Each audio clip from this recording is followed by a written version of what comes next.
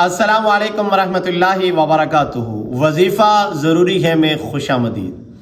بہت سارے ایسے بچے ہوتے ہیں جو نیند میں ڈر جاتے ہیں اور والدین بڑے پریشان ہوتے ہیں، اور والدین بچوں کے لیے کیا کیا نہیں کرتے۔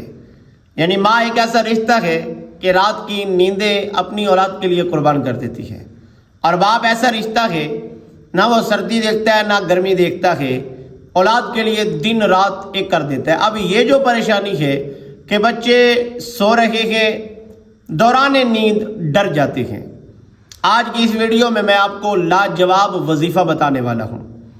اس سے پہلے میری آپ سے گزارش ہے کہ آپ میرے چینل کو سبسکرائب کر لیں، اور آپ نے اس ویڈیو کو شیئر ضرور کرنا ہے۔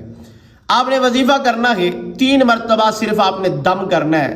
جب بچہ آپ کا سو رہا ہے، آپ 3 مرتبہ دم کر دیں۔ وہ بچے جو ڈرتے ہیں نیند کی حالت میں، انشاءاللہ اس دم کرنے سے آپ کے بچے آرام کی نیند اور سکون کی نیند سوئیں گے انشاءاللہ۔ آپ نے دم کیا کرنا ہے؟ اول 1 مرتبہ آپ نے درود شریف پڑھنا ہے، اور یہ وظیفہ آپ نے کرنا ہے صرف 11 دن، صرف 11 دن آپ نے، یعنی 11 راتیں آپ نے یہ وظیفہ کرنا ہے۔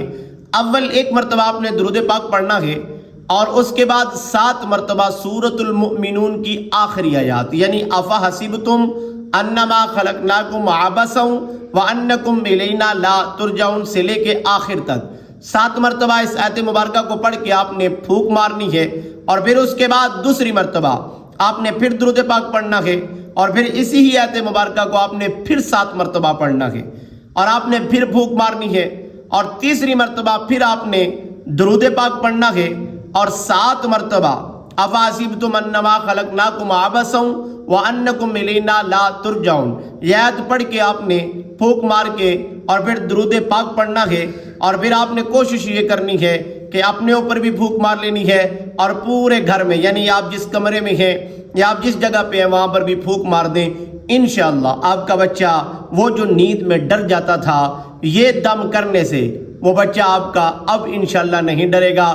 امید کرتا ہوں آپ کو یہ میری ویڈیو صحیح سمجھ آ گئی ہوگی۔ اگر آپ کو صحیح سمجھ آ گئی ہے، آج ہی اپنے بچوں کو دم کریں، اور آپ کے بچے انشاءاللہ نیند کی حالت میں اب نہیں ڈریں گے۔